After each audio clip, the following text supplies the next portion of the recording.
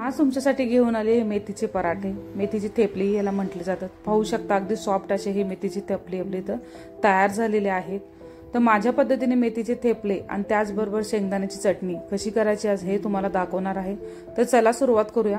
तर इथे एक जोडी मी मेथी घेतलेली आहे। मेथीची इथे आपण नुसती पानं घेतलेली आहेत। तर मेथी स्वच्छ धुवून त्यातलं पाणी नितळून मी मेथी बारीक अशी कट करून घेतलेली आहे। आपल्याला इथं फक्त पानांचा वापर करायचा आहे, देठ आपल्याला इथं अजिबात वापरायचे नाही। त्यासाठी एक पेस्ट छोटीशी लागणार आहे। काय काय घेतले ते दाखवते। तर 2-3 हिरव्या मिरची, अर्धा चमचा जिरं, 10-12 लसणाच्या पाकळ्या आणि अर्धा इंच इथं मी आलं घेतलेलं आहे। तर पाणी न टाकता आपण ना ह्याची बारीक अशी पेस्ट करून घ्यायची आहे। ही पेस्ट टाकल्यामुळे आपल्या पराठ्याला आणखी अशी छान चव येते। तर पाणी न टाकता मी पेस्ट करून घेतलेली आहे। आता एक छोटासा कुंडा घेऊया। त्याच्यामध्ये ना मी 2 वाट्या गव्हाचं पीठ घेतलेलं आहे। तुम्ही कुठल्याही वाटीने घ्या किंवा जितकं मेथी आहे त्याला लागेल तितकं पीठ तुम्ही इथं वापरा। त्याचबरोबर सगळी मेथी आपण त्याच्यामध्ये टाकून घेतलेली आहे आणि जी आपण पेस्ट केली होती ती पेस्ट आपण त्याच्यामध्ये टाकून घ्यायची आहे। त्याचबरोबर 1 चमचा मी इथं तीळ वापरणार आहे। तिळामुळे आपल्याला पराठे छान लागतात आणि छान दिसतातही। त्याचबरोबर आता काय सुके मसाले टाकूया। जसं की मी 1 ते 1.5 चमचा धना पावडर इथं वापरत आहे। त्याचबरोबर कलरसाठी आपण लाल तिखट टाकूया, काश्मीरी लाल तिखट साधारण 1 ते 1.5 चमचा टाकते येते। हे कलरसाठी असतं, तिखट नसतं। त्याचबरोबर मी इथं अर्धा चमचा हळद वापरणार आहे आणि चवीप्रमाणे आपण इथं मीठ टाकून घेऊया। मीठ तुम्ही तुमच्या अंदाजाप्रमाणे कमी जास्त करू शकता। त्याचबरोबर 1 ते 2 चमचे ना आपण इथं तेलाचं मोहन टाकूया। हे आपलं कच्चं तेल आहे, गरम वगैरे आपण इथं अजिबात केलेलं नाहीये। तर आता हे सगळे जिन्नस ना आपण छान प्रकारे आधी हाताने मिक्स करून घ्यायचे आहे। पाण्याचा वापर आपल्याला इथे लगेच करायचा नाहीये, कारण का मेथीमध्ये पाण्याचा अंश असतो। त्याच्यामुळे आपण ना आधी हाताच्या साहाय्याने असं दाबून दाबून ना पिठाला सगळी मेथी ना अशी कोट करून घेऊया। छानपैकी सगळं मिक्स करून घेऊया। जितकं मेथीचं पाणी आहे ना ते आधी सगळं पिठामध्ये अब्झर्व होईल आणि मगच आपण थोडं थोडं करून ना पाणी वापरून आपण हा इथं डो तयार करून घ्यायचा आहे। थोडा जोर लावून आपण हे पीठ असं छान प्रकारे मळून घेऊया। हे बघा मी सगळ्या पद्धतीने ना इथे लावून घेतलेलं आहे। मेथीला पीठ कोट करून घेतलेलं आहे। आता थोडं थोडं पाणी टाकत ना आपण हा डो छानपैकी आता इथं मळून घ्यायचा आहे। हाताच्या पंजाच्या साहाय्याने थोडासा आपण ना प्रेस करत करत हे पीठ मळून घ्यायचं आहे। लागेल तसंच पाणी टाकायचं आहे, जास्तही पातळ आपल्याला इथे पीठ करायचं नाहीये, नाहीतर पराठे लाटायला घेतले की मेथी सगळी पलपटला चिटकते। त्यामुळे थोडं थोडं पाणी टाकूनच आपण मस्त असा डो करून घेऊया। इथं तयार डो तयार झालेला आहे। थोडंसं तेल लावलेलं आहे आता आणि छान प्रकारे एकजीव करून घेऊया पुन्हा सगळा डो आपण। जास्त घट्टही नाही, जास्त पातळही नाही, मध्यम स्वरूपाचा आपण हा डो इथं मळून घेतलेला आहे। तुम्ही पाहू शकता छान आपला हा डो इथं तयार झालेला आहे। व्हिडिओ जराही मोठा वाटला तरी स्किप करू नका, संपूर्ण व्हिडिओ पहा। अशा पद्धतीने मी सॉफ्ट असा डो इथं मळून घेतलेला आहे। थोडंसं आपण वरून तेल लावून ना 10 मिनिटासाठी हा डो झाकून घेऊया।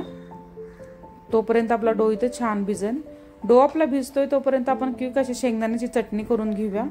तो छोटी वाटी मी इथे शेंगदाणे भाजून घेतलेले आणि त्याचे साल काढून घेतलेले आहे। जेवढे शक्य होईल तेवढे आपण इथे साल काढून घ्यायचे आहेत। त्याचबरोबर आता ना 10-12 लसणाच्या पाकळ्या टाकतीये आणि त्याचबरोबर ना लाल तिखट आपण वापरणार आहोत इथे। तर हे काश्मीरी लाल तिखट आहे।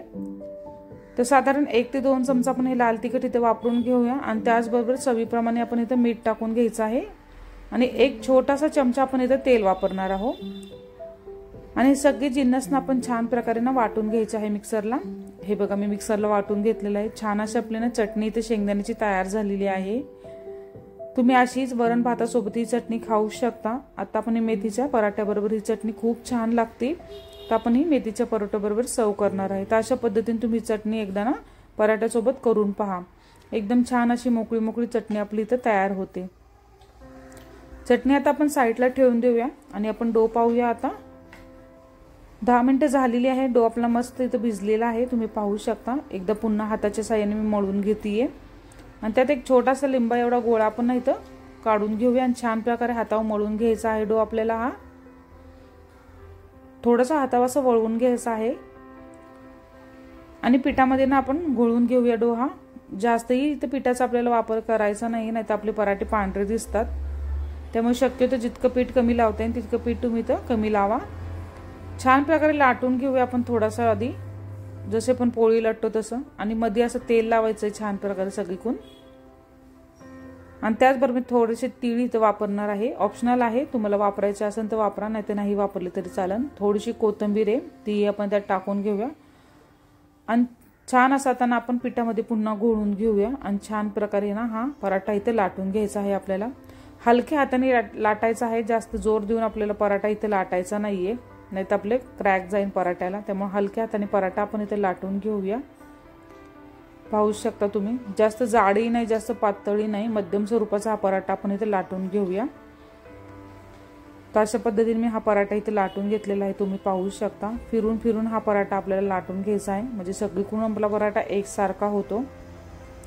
तर एवढ्या जाळीचा मी इथे पराठा ठेवलेला आहे, पाहू शकता तुम्ही, जास्त जाडही नाही जास्त पातळही नाही। तर असे आणखी 1-2 पराठे मी इथे लाटून घेते। हे बघा मी 1-2 पराठे इथे लाटून घेतलेले आहेत, आपण शेकून घेऊया। तवा ठेवलेला आहे, तवा छानपैकी इथं आपला गरम झालेला आहे, त्याच्यावर आता पराठा आपण टाकून घेऊया। पराठा लगेच पलटायची घाई करायची नाही, थोडेसे त्याच्यावर बबल आले ना की आपण ना पराठा पलटून घ्यायचा आहे आणि छानपैकी दोन्ही साईडने आपण खरपूस असा पराठा इथं भाजून घ्यायचा आहे। तुम्हाला दिसतच असेल थोडे थोडे असे डाग पडलेले आहेत। तर इथं मी तूप लावणार आहे, तुम्हाला जर तेल लावायचं असेल तर तुम्ही तेलही लावू शकता, तूपही लावू शकता, किंवा इथं बटरचा वापर केला तरी चालेल, तुमची चॉईस आहे, तुम्हाला जे आवडेल ते लावा इथे तुम्ही पराठ्याला। तर छानपैकी आता आपण दोन्ही साईडनी खरपूस असा पराठा इथं भाजून घ्यायचा आहे। आपण दोन्ही साईडनी छान असा पराठा भाजून घेऊया, इथे दाबून दाबूनच पराठा हा भाजून घ्यायचा आहे, म्हणजे सगळीकडून एकसारखा पराठा आपला इथं भाजला जातो। पाहू शकता तुम्ही, खरपूस असा मी पराठा इथं भाजून घेतलेला आहे। कढाई त्याच्या दाबून दाबून आपल्याला भाजून घ्यायचे आहेत, म्हणजे कडा कच्चाला राहत नाही आपल्या इथे। तर पराठा आपला भाजून झालेला आहे, दुसराही पराठा मी इथे टाकलेला आहे। तर सेम पद्धतीमध्ये आपण तोही पराठा इथं ना शेकून घेऊया। मी सगळ्या पराठ्याला इथे तुपाचाच वापर केलेला आहे। छान असे पराठे आपण सगळे खरपूस असे भाजून घेऊया। तर माझं निवेदन आहे, जे कोणी आपल्या चॅनलवर नवीन असेल त्यांनी सबस्क्राइब करायला मात्र विसरू नका, साईडचं बेल आयकॉन बटन दाबायला विसरू नका, जेणेकरून आपले नवनवीन रेसिपी सर्वात आधी तुमच्यापर्यंत पोहोचतील। तर आपल्या चॅनलवर एकदम साध्या सिंपल रेसिपी असतात, तर तुम्ही नक्की पहा त्या।